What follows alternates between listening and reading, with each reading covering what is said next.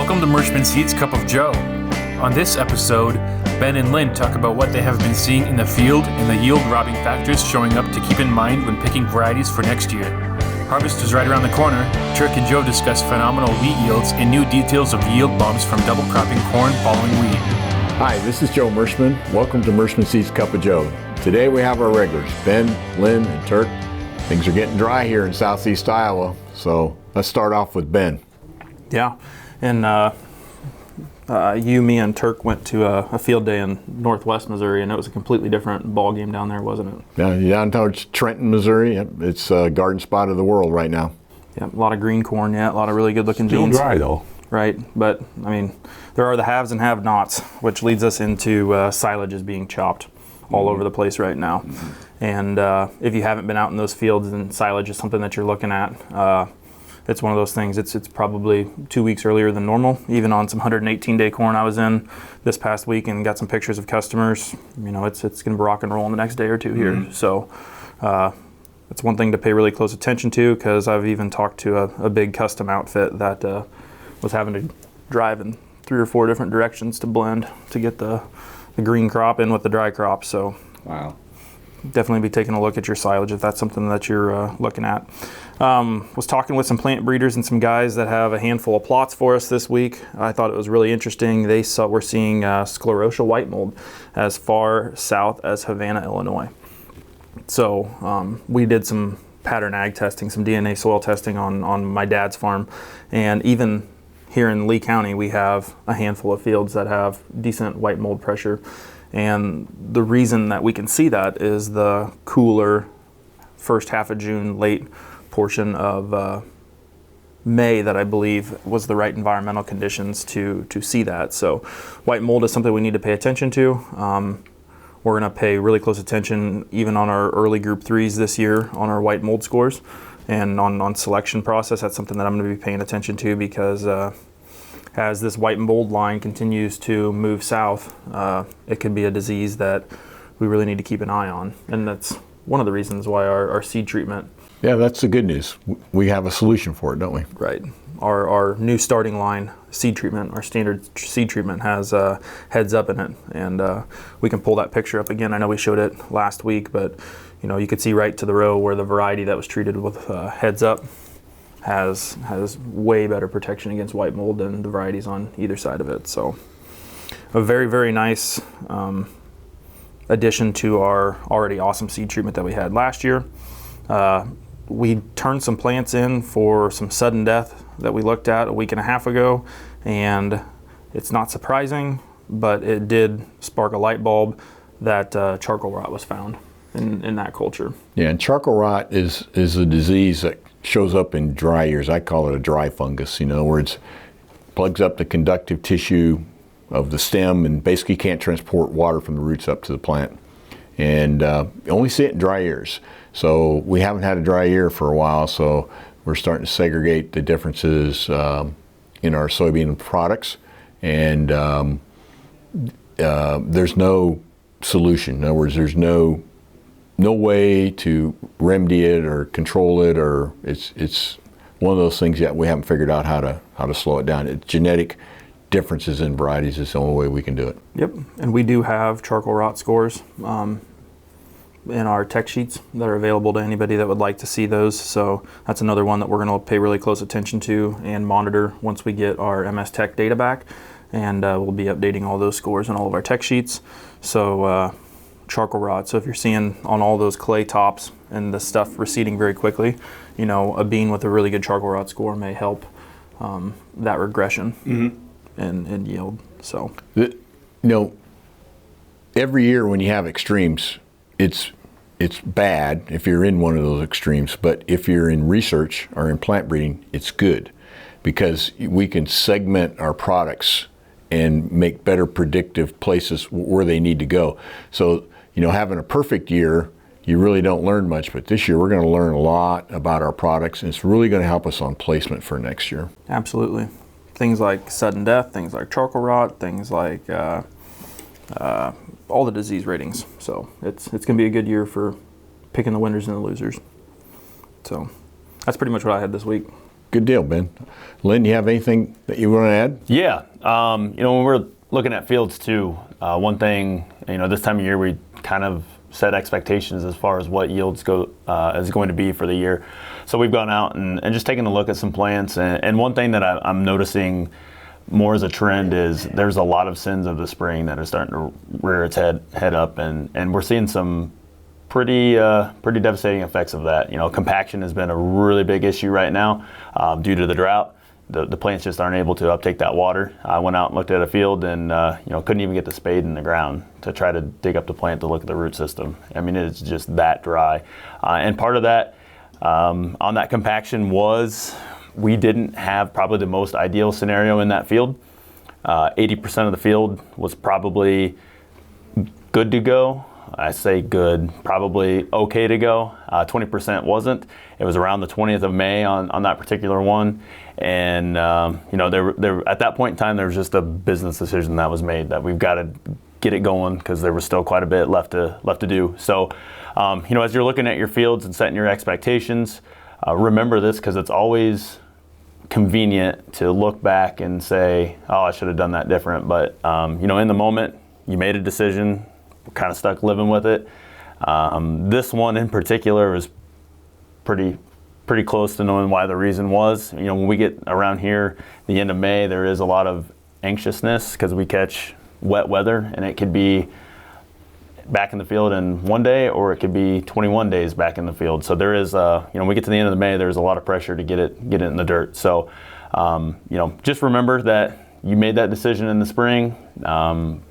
It might work out sometimes it doesn't. So I'm definitely seeing, once again, on those clay knobs, high traffic areas, we're starting to see the stresses set in, starting to see some diseases kind of come in here at the tail end. But overall, actually stuff doesn't look bad given the circumstances that we've had. Had Thompson's plot last night, and going through that plot has had 11 inches of rain. It's had 2.9 in what I would call the critical, fill period.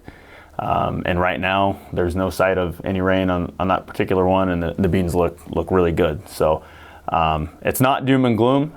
Maybe not quite the expectation that we had going into the end of July, early June. End of June, early July. We've kind of regressed just a little bit, but overall, I think guys are going to be okay with the yields. Yeah, and that's one more reason why we don't want everybody to plant one variety. Even though our Kennedy is where we really, really like the Kennedy, it doesn't hurt to have some Arthurs, some early group 3s or McKinley, and it doesn't hurt to have some Austins. Correct. The spread maturity. Yeah, and we're going to see that, 2 years ago, where, if we catch a rain here in September from, I'd say what McKinley's on, are still around Lee County, still kind of hanging on. We're going to start seeing them kind of regress back here very, very soon if we don't catch any reprieve. But these later season ones, if we catch a rain here within the next 10 days, could be a really good opportunity for guys and hedge that diversity in their yield goals. Whereas last year our later stuff maybe didn't quite shine as much as we thought. So like you said, it's always a good idea to spread that maturity risk around and either you're playing defense on a disease or we're going to play offense on rainfall. So mixed bag. That's what makes farming so much fun, right? Mm-hmm. Trying to work with Mother Nature.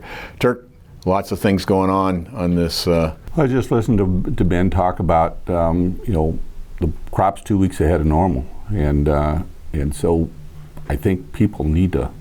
I know people are getting their combines out and they're working on them, but get your drones up in the air and fly around and look and see what's going on, because there's a lot to look at right now out there in those fields. You got spots in the cornfields that are going down. You got areas that are need attention. You just need to be aware of what's going on out there in that field. And I think I can't stress enough the importance of getting out there and looking to see what you have right now, because there are differences. And what are the options to drought-proof yourself for next year? Learn something from this year's, and like Ben talked about and Lynn talked about, sometimes we made decisions in the spring that are going to haunt us all year long, and it's really easy to find those right now where those are, and you can kind of help quantify those. Your yield maps are going to tell you the story as well on your in the combine rolls. But FBN had a really good article this week about wheat, and I encourage everybody to find that article. We'll put up a link for that. And but they were talking about wheat and the opportunity with wheats, and the fact that we can double crop. The USDA and RMA has extended the crop insurance deadlines or geographically to where you can in double crop wheat now, and so we're currently in the discovery period for the price of wheat on crop insurance until September 15th. But once that's set, it'll be pretty easy to help make that decision on where you're going. But we've got a great supply of wheat, and I think and we've got some really good early wheats for that double crop market to go further north. I think the map will take us clear up to northern Illinois and 2/3 of Iowa now.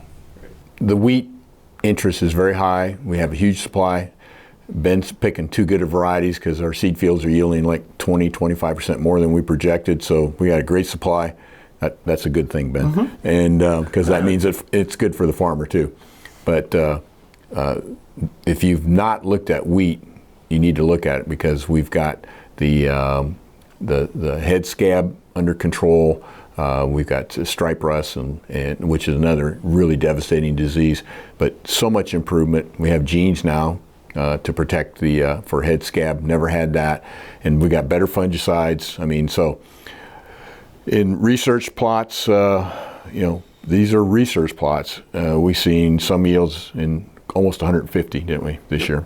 I mean, that I don't care what anybody says. If you raise 140, 150 bushel wheat, who cares about double crop? You know what I'm saying? Because it's going to work. There's some ultra earlies Yep. in that test that we're doing that. Yeah. So we have another class coming. We're not ready to talk about it yet, but we can't wait for the future on wheat. I was kidding Ben the other day. I said, wheat is a great crop from the standpoint it's not as complex as soybeans and corn. I said, maybe we ought to just be a wheat company. It'd be a lot easier because you plant it in the fall. In the spring, we could totally go fishing because there'd be nothing to do. Right. But not, seriously, Merschman Seeds is focusing on wheat to be a major player. We're increasing our supplies, improving our varieties. So if you're looking at wheat, give us a shot. I mean, because we are fundamentally made a lot of changes in the last 2 years, and now we are at the highest level we can be, and we're very competitive. So, and then we're doing the same thing with seed treatments too. So, I mean, we're putting a very strong seed treatment that is very critical because wheat is a lot like corn. You've got to get that stand in the fall and get your development because that sets the early opportunity for yield. And profitability-wise, right now it pencils out better than a pretty darn good corn crop. Yeah. So we had conversations this week with one of our advisors, and he said, many farmers now, they're having a hard time getting labor. So many of them are at the size that they can't get everything planted in a timely manner in the spring. So they're starting to plant more wheat to take the pressure off, trying to get that field planted or their entire farm planted. So wheat is becoming a way to diversify their workloads without adding additional people. Or giving up any profitability for that acre. Just a different, and then, this Ukraine situation, you got to keep a close eye on that. They were the breadbasket of Europe over there. Things are tore up pretty bad, infrastructure. And so, the FBN article clearly said that wheat has some top end yet to come, but in some longevity. And that's exactly what I was going to say. Yep. So that's a great article to read to give you a little more enthusiasm. I know a lot of farmers have looked at this wheat thing and said, "Oh my, we dropped a lot," but we're still at very high prices, historically high prices. Yeah. So. That's the short-term opportunity is look how wheat could possibly fit into your rotation. And then also we picked up this week that if you plant wheat and then the following year you go to corn, there's somewhere between a 10 and a 15 bushel yield bump on your corn by putting wheat into your rotation. So a wheat corn, soybean rotation, wheat might make sense on some of your farms. And Ben and I and Turk and Lynn were at, why would that be? Why would you get this yield bump? And we're thinking some of it could be herbicide issues, carryover, things like that. So all we're saying is there's a lot of benefits to wheat besides wheat, Soil health it's going to increase soil health, and soil health by itself will give you a boost in yield.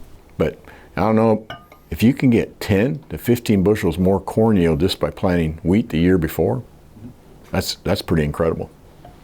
So that's some of the numbers that we wanted to share with you this week. Anything else? Well, I wasn't here last week, but Lynn, you did a fine job. Just fine, not great. I like to travel in the decent range. We do Cup of Joe, and we run into our customers, and we always ask them, do you enjoy Cup of Joe? And this one farmer this week, he kind of let the air out of my tires. I said, how about the corny jokes? You like them? He goes, you could beef that up a little bit, Joe. True story. So I'm going to work a little harder this week. Okay. And one of my friends, classmate friends from high school, Ray Mankey, gave me this joke.